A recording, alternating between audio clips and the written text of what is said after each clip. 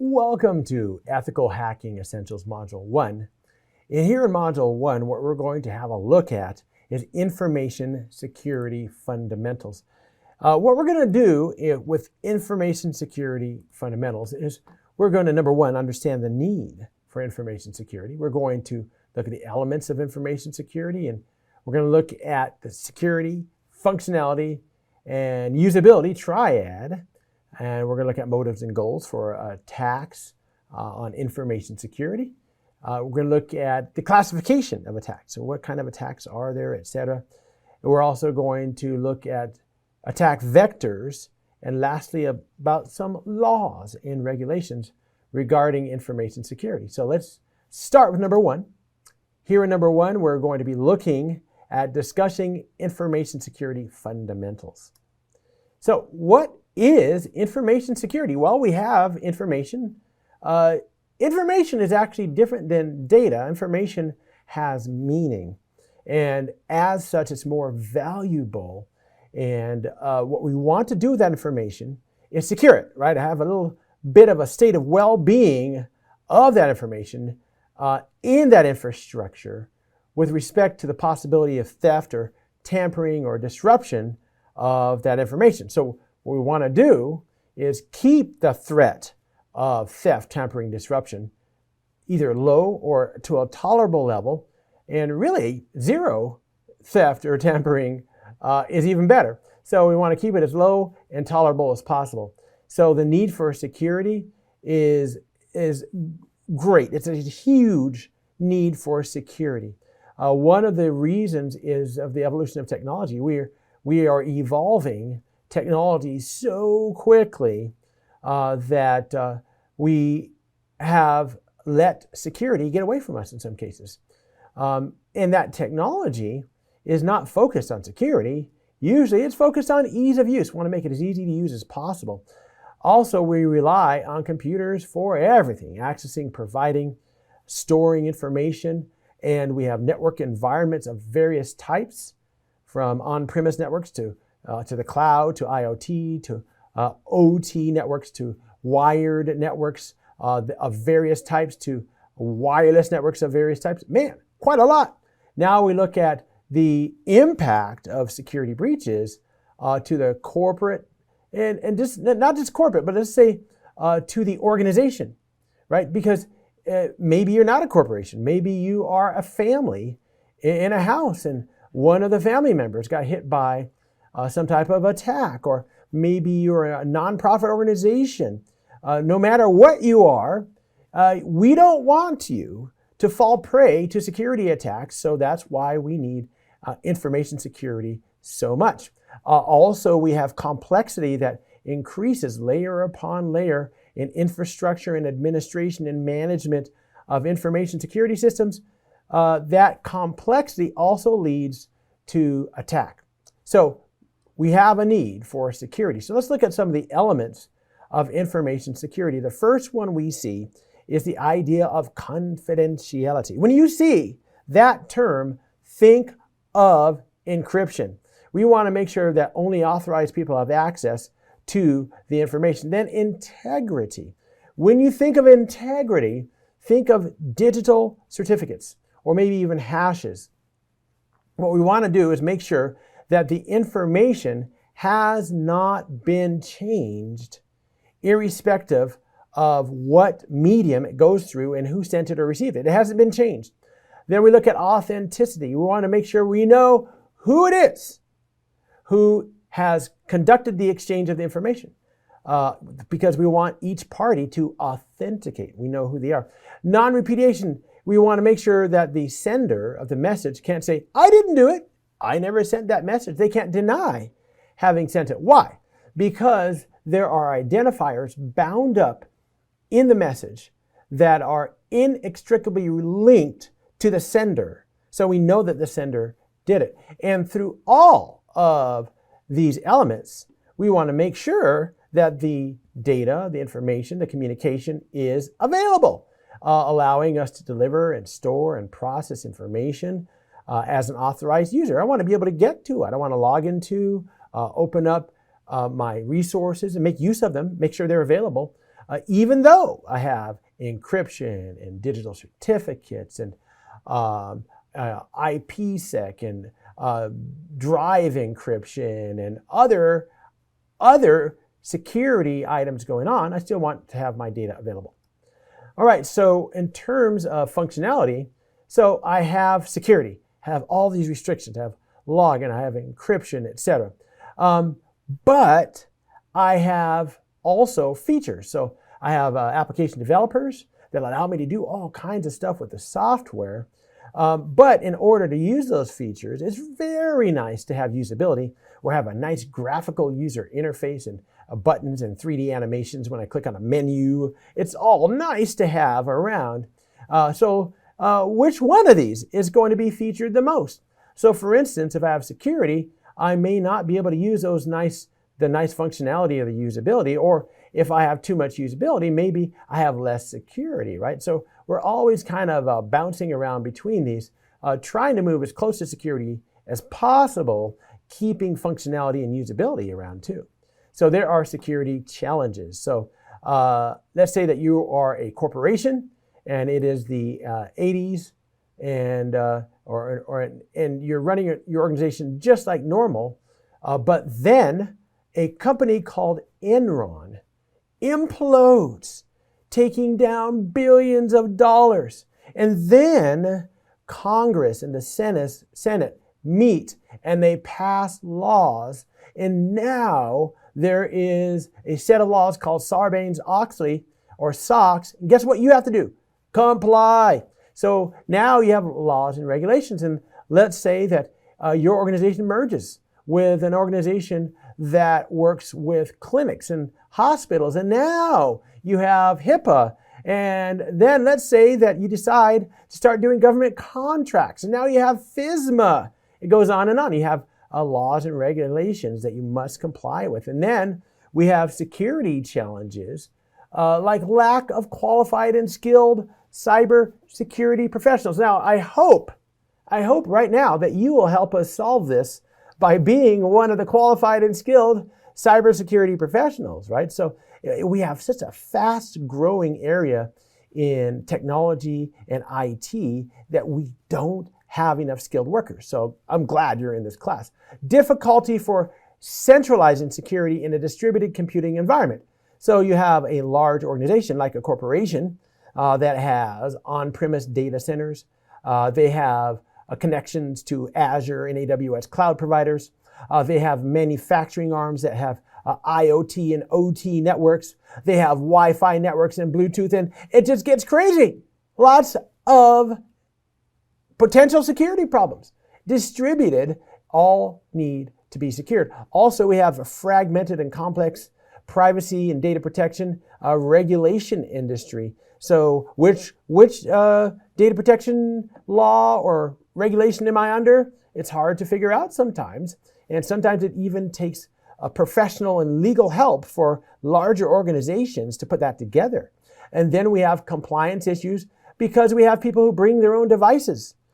We have tablets and we have phones and so on. And we have these policies in the organization, but then we have compliance and we have to make sure they work together. And then we have relocation of sensitive data from legacy data centers where we used to just have them in a file server and then we backed it up onto tape and now it's in multiple cloud structures. And what if it's not configured appropriately to protect that data? Tell you what, there are many different security challenges and it's usually not just one of these, but a combination of most, if not all, of these security challenges. Now, what happens is there are entities, people, attackers out there that want to get to your data. And so they have motives and goals. They have objectives, but you know what? They can't attack you unless they have this equation solved, right? So let's say that there is a medium-sized business and they have a website, and the website is used all the time and it helps bring in money, helps direct users to information. But this website has a lot of vulnerabilities in it, right? Why isn't it attacked? Well, maybe maybe nobody knows about it. Maybe no one has tried to scan it. Maybe it hasn't been paid attention to. So there is no goal or motive to attack the website, even though there are methods to take it down, even though there are vulnerabilities on the website. There is no motive. All right. So then again, you can have a company. Let's say you have a company, and this company has a website, a web application, and there's a group of hackers, attackers, threat actors that hate that company. And so they're hacking away and trying, but guess what? There's no vulnerability. There's no way to get into it, and they're continually frustrated. Oh, that would be nice. We want to stop people from attacking. So it's all three of these that you need to be able to have an attack. So the motive originates out of the notion that the target system stores or processes or contains something valuable, and so the attackers want to have at it. So those attackers want to exploit the vulnerabilities in the system. And what are the motives?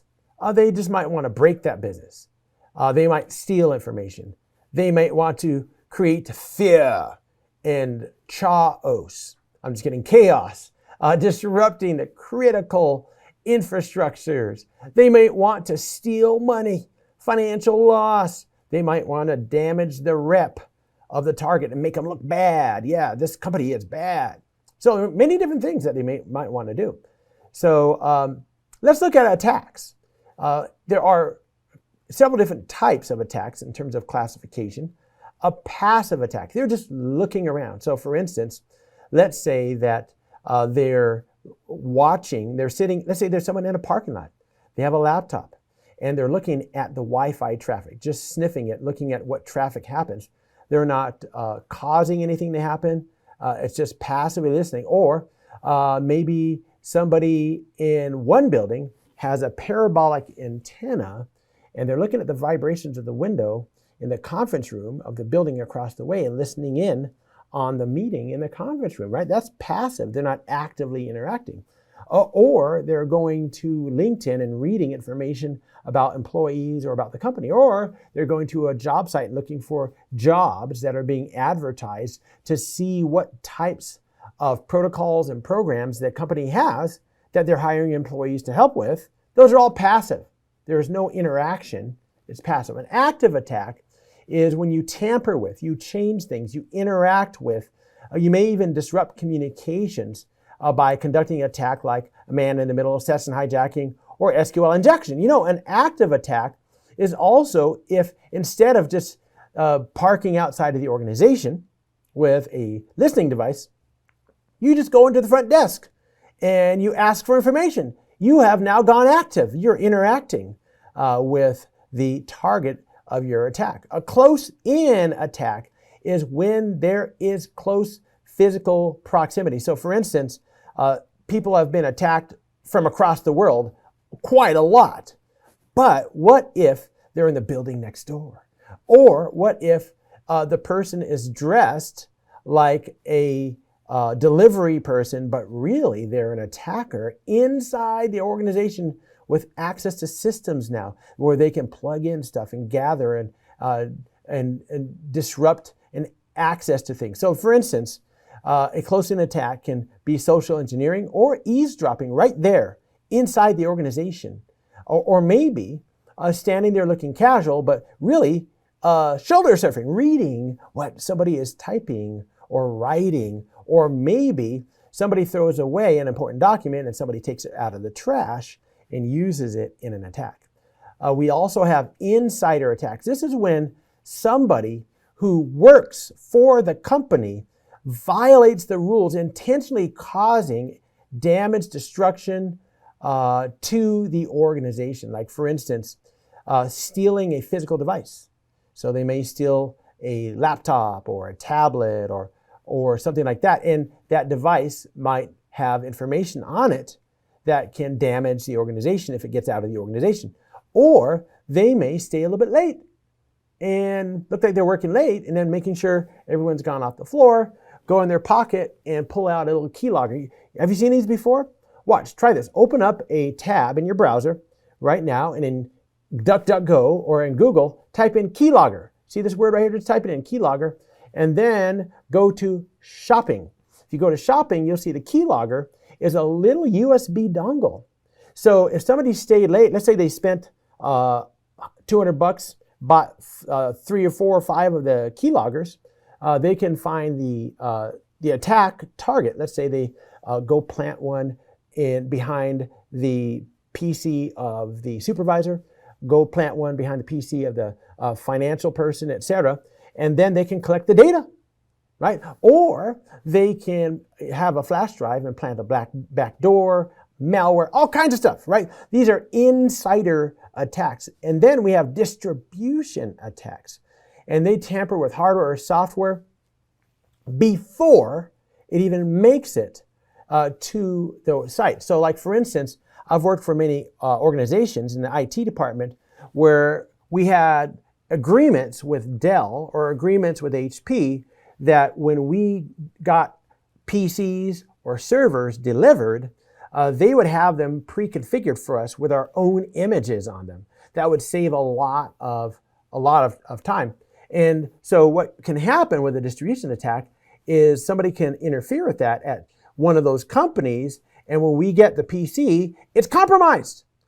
These are very similar, but it's a little bit different to supply chain attacks, where something like that happens with the distribution of software. So for instance, you have a Ubuntu Linux box and you're doing an update, but little do you know, somebody has changed the update parameters so that there is a malicious update that's coming in from an official source, right? That could be like a supply chain attack. So distribution attacks, supply chain attacks, there are all kinds of attacks that can happen to organizations. So what are the attack vectors? We have cloud computing threats. So for instance, we have all these wonderful on-demand services that we can get from cloud providers. But there's a possibility of sensitive data leakage. We could have flaws in the way that the application works. There are many different ways that the cloud communication can be tampered with. There are the idea of advanced persistent threats. I was called to do some consulting for an organization that they were doing real estate, property management for commercial real estate. And the problem was, though, that there was an email that was sent out to all of their clients that said, for your convenience, we have made it better for you to pay your lease. And remember, this is commercial real estate. If you're leasing or renting a house for your family, it might be, $2,000, $1,000 a month. But if you have commercial real estate, it could be $10,000, $50,000 on up a month for the commercial real estate. And we have a new way for you to pay. All you have to do is click on this link and use this ACH number, and you can conveniently pay for your lease. So a few of their clients actually did that, but somebody said, excuse me, why are you changing the way we pay? And the people at the company said, oh, we didn't change the way you pay. They sent them a sample of the email. The email was sent officially from that company on their official email. What had happened was somebody had attacked the network. They had stayed there inside the network, full access, and figured out a way where they could steal money. That was an advanced, persistent threat. Do you know what the average amount of time that it takes for an organization to figure out that they've been attacked and have an attacker inside their network hacking away at stuff? You know what the average amount of time it is? What do you think? It is 208 days. That's the better part of a year that somebody could be camped out in your network attacking it. So that's an APT. We have worms and viruses. Big difference between a worm and a virus. Now, both of them are sophisticated codes that are able to infect. But just like in biology, a virus needs a vector, right? So if somebody has a disease and their hand is sweaty and covered with the disease, and I shake their hand, and do I now have the disease? No, actually, there might be a billion viruses on my hand, but I don't have the disease. They're not going to crawl up my arm. In fact, if I quickly go wash my hands, the viruses are gone. But if I shake somebody's hand and then it feels really clammy and weird, I'm like, oh man, I think that dude is sick. And I start eating my potato chips, and I transfer the virus from my hand to the potato chip, from the potato chip into my mouth. Well, then I'm in big trouble, right? So viruses need a transport in biology and in technology. But worms, let's say that you're in the garden, growing a nice big garden in the backyard, and it's a summer morning, and you dig up a big chunk of the garden, and then you get a phone call, and you're talking on the phone, and meanwhile, guess what? A worm comes out, and it just starts crawling on its own.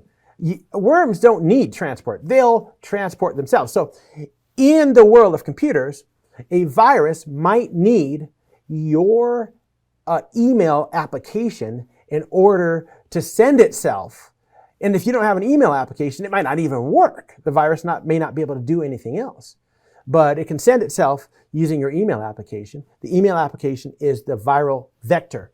However, a worm, let's say I have a laptop, I take it to a network. The worm says, hey, cool, a network. And the worm crawls out of my laptop and starts just finding all kinds of other ports that are open on other devices that are connected to the network and spreads itself. No need for a vector. So big diff between worms and viruses. Keep that in mind. Just match it up to biology. You'll be fine. Ransomware. Have you ever heard of ransomware? Me either. What's that? I've never heard of that. Just kidding. If you've watched any news, if you work for any organization, you've heard of ransomware, right? Where a screen pops up. It's a splash screen on your computer, and it says all your files have been locked.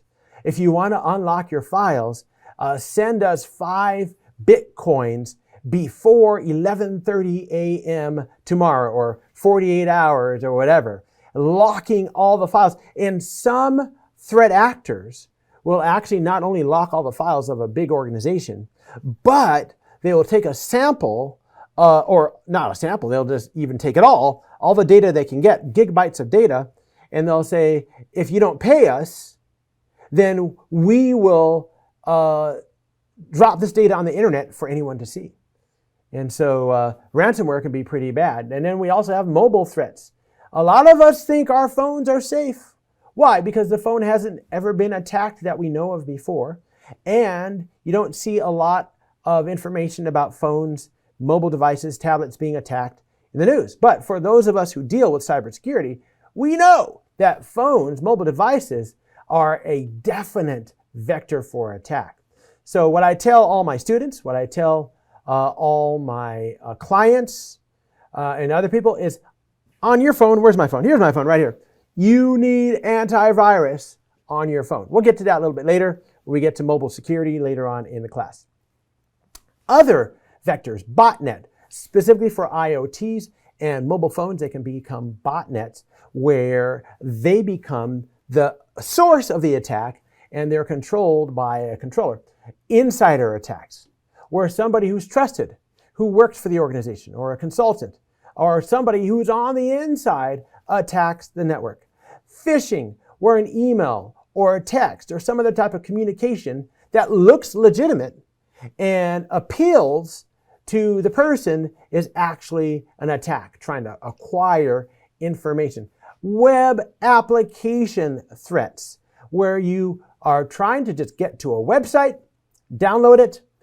You're trying to download a web app and use it, but you get attacked. Something happens and they try to redirect you or steal information or get you to click on a link that will become a threat. Or IoT. You have devices, Internet of Things-based devices that are compromisable, and they become a threat to the organization because of flaws in these devices that allow the attacker to remotely perform attacks based on that device.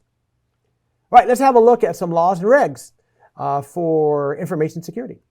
Now, if you work for an organization that uses and processes, makes use of customer credit card data, then you are covered by PCI DSS. PCI DSS is the payment card industry security data standard. And so this is very important for people, like I said, processing credit cards, debit cards, some of those like prepaid gift cards that you can get, and e-purses, ATMs, point of sale registers, and so on.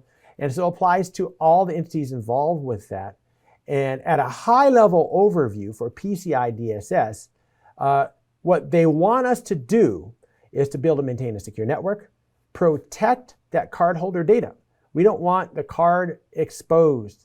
Maintain a vulnerability management program, implement access controls, regularly monitor the network, regularly test the network, maintain information security policy. So if you don't do this and you have customer payment data, then you can get fined. You can get your privileges of processing credit card data removed and revoked, and get very hard to get it back again. So it's very important to comply with PCI DSS if you are processing customer credit cards, debit cards, etc. The next one is ISO IEC 27001. 27001 actually covers quite a lot, and there are a lot of subtopics in 27001, but there is specifically 27001:2013, which is the requirements for establishing, implementing, maintaining, and continually improving your information security management system. This is actually pretty cool. So if you are interested in doing that, which I think a lot of us are, what you do is you take all of the tenets of 27001:2013 and you match them up with how you are doing in your organization and see if you can bring your level of efficacy, of how well you're doing, to the level of 27001:2013.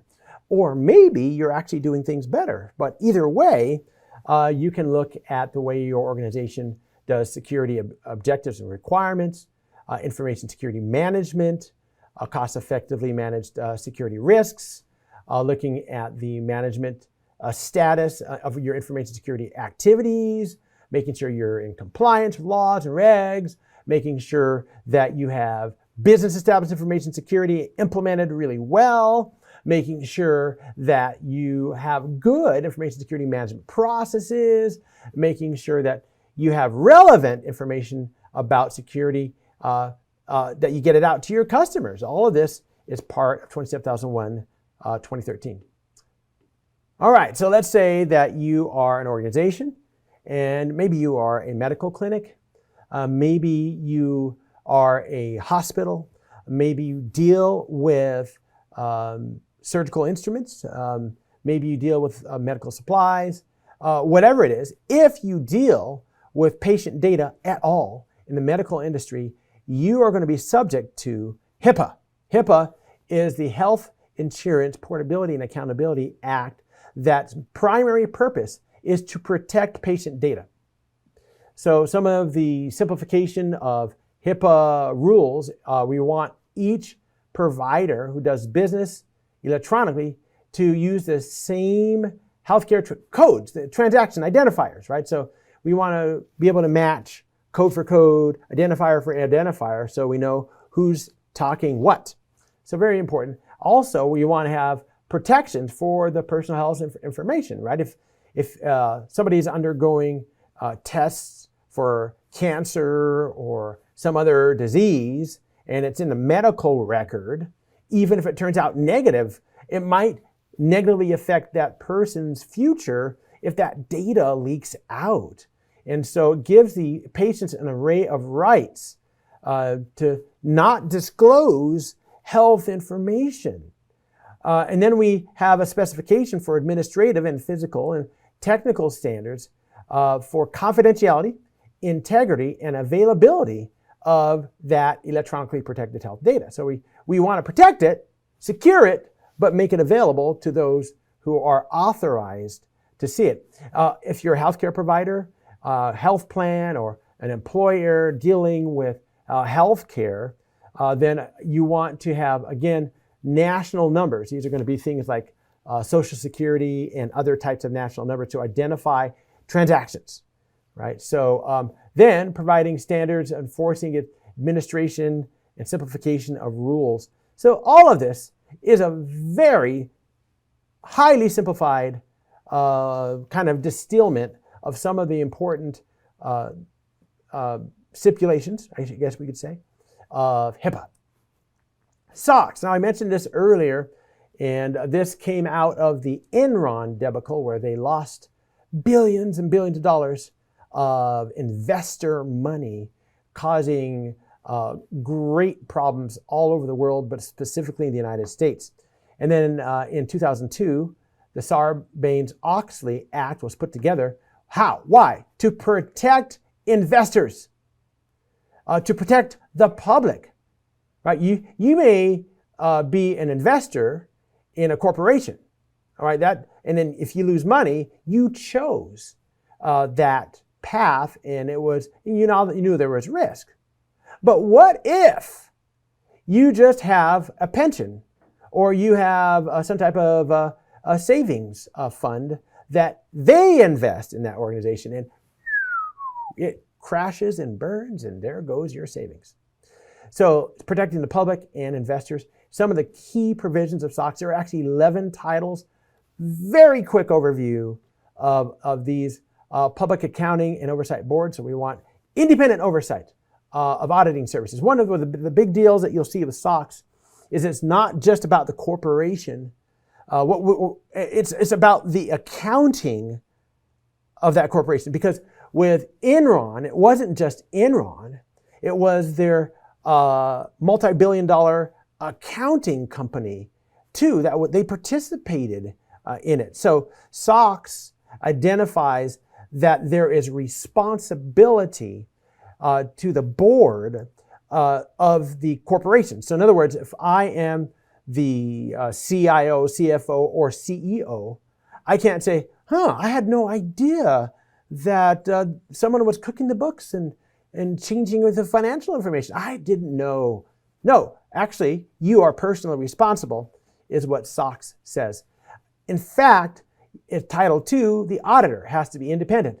In Title III, you have to be responsible for accuracy in every financial report. In Title IV, there are enhanced financial disclosures. In other words, we want pro forma figures. We want off-balance sheet transactions. We want everything that normally you would be hiding to hide your money. Oh no, we want to see that.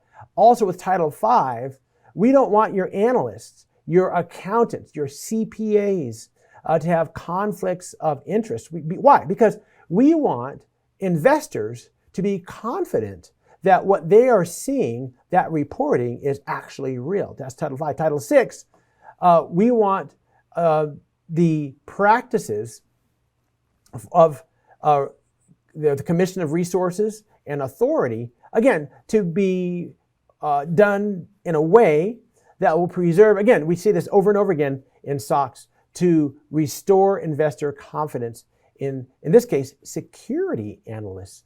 And then in Title VII, we have subsidies and reports where we want to take that public accounting, take credit rating agencies, security markets, and so on, and enforce violations and take these organizations and make sure they're not manipulating earnings or obfuscating true financial conditions. But wait, there's more. There's more of SOX. Title VIII, we want to manage corporate and criminal fraud accountability and make sure that we have good penalties for any manipulation, destruction, and alteration. So for instance, if you're about to be investigated, and so you have people up for all day and night, shredding and burning every document, right? That is willful destruction of potential fraud information, and you can be in big trouble. Also, Title VIII tries to protect whistleblowers. So if there's someone inside the organization that says none of the financial reports are real. It's all fake. And then the organization, does everything they can to take that whistleblower down. Nope, we don't want that to happen. Title 10, white collar crime penalty enhancement.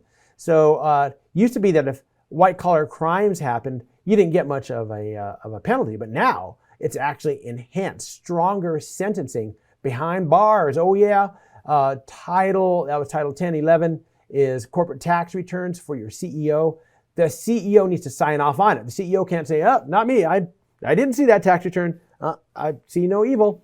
So that's with Title 11, Title 12, corporate fraud accountability, identifying fraud, tampering, etc. The SEC can actually freeze large or unusual payments, like the organization might be trying to pay off somebody.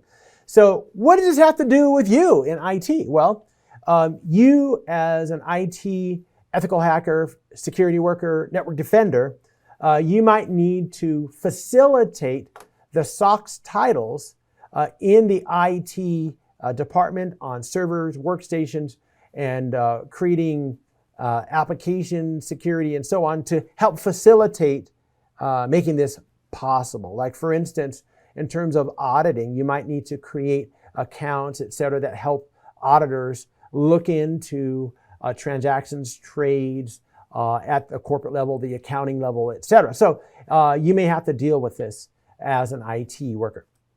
Next, we look at DCMA, the Digital Millennium Copyright Act. There was a problem near the turn of the century because in the 1990s, new technology became available to do some very amazing stuff. Did you know that you can buy this plastic thing called a CD and you put it into a player and you don't even need a tape or a record player?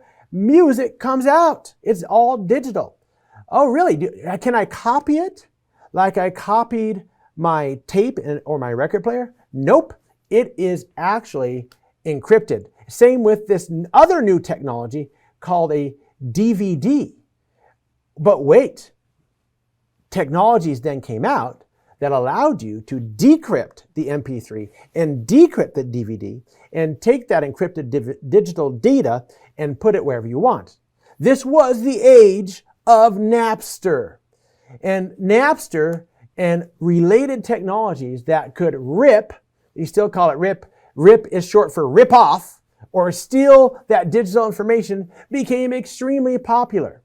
Well, whose information were they ripping? It was the information of the entertainment industry, music, Hollywood, all the people who had copyrights and were very dependent on record sales and video sales in order to keep their income up, which was directly threatened by this activity. Well, the entertainment industry is powerful. They went to Congress and it turned out this was a big issue, and eventually the Digital Millennium Copyright Act was formed. And so one day, some people in suits knocked on the door of a suburban mother who was just cleaning up after lunch and said, "We've looked at the IP address and this house is stealing digital information." Yep, it was 12-year-old Johnny, who's at school right now, who's running Napster in his bedroom. So either way, that's the DMCA in a nutshell. It's still active.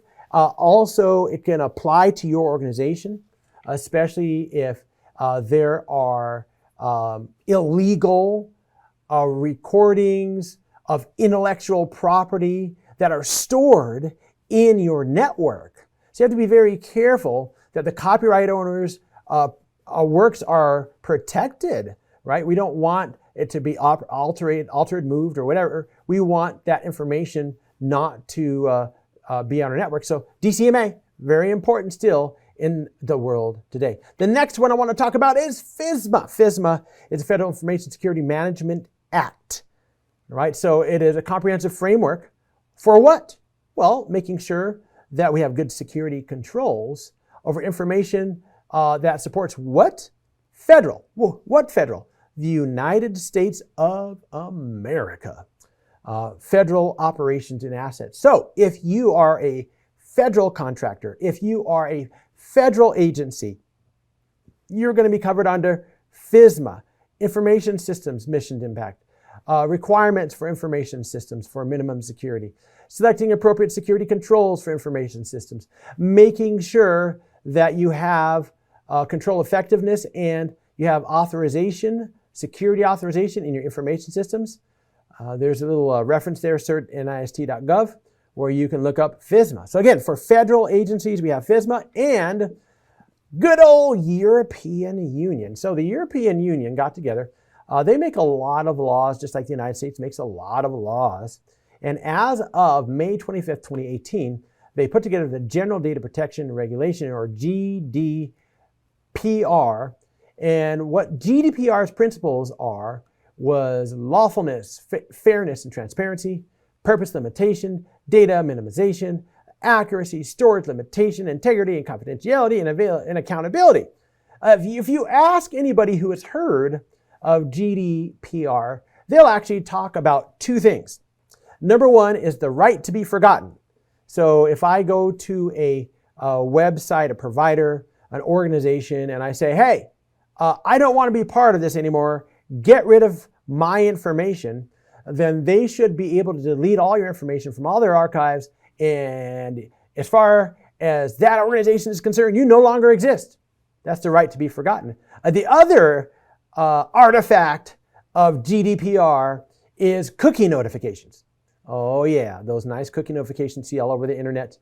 That is from GDPR. Now you may ask yourself this question, wait a minute, I don't live in the European Union. Why in the world am I affected by GDPR? Well, it's because anybody who does business with or presents information to or works with or has availability to the European Union has to comply with GDPR, or they'll be blocked from the European Union, right? So if I have an organization and I have a website and people from Europe go to it, view it, shop on it or whatever, then I better comply with GDPR or else that availability will be gone. Next, we look at good old DPA 2018. This is the Data Protection Act, regulation for individuals that are making connection with any of the functions of the commissioner, including regulation of marketing codes. It's really to protect individuals in terms of personal data, that it is processed lawfully, that it's processed fairly, that the rights of individuals are protected, and so on. Wait a minute. I said commissioner. Which commissioner? Well, this also is not a United States act. This is a UK act. So if you want to look further into the DPA, go to www, right down here, if I can get my laser pointer to go down there, www.legislation.gov.uk. So irrespective of where you live, whether it's in the United States where you have all these extra laws like Trademark and Patriot Act and Computer Security Act of 1987, whether you're in Australia, United Kingdom, or China, whether you're in Italy, Japan, or Singapore with the Computer Misuse Act, guess what? If your information interacts with these countries or if you're doing business in these countries, you're going to have to know what these laws are. And one of the problems with laws is they don't go away. So if you have an act that was created in 1974, it may not even be relevant anymore to current modern processing, but it can be applied to it. So you and your legal team need to examine it and the laws of any of the countries with which you do business. So lots to think about. What we want to do is protect information dissemination, protect information and data flow, protect stored information, protect our customers, patients, credit card numbers, etc. And so there are acts, there are laws that can help do two things. Number one, tune up our organization like the ISO, IAC, and to protect patients and credit card users, etc., like PCI DSS and HIPAA. So that brings us to the end of this module.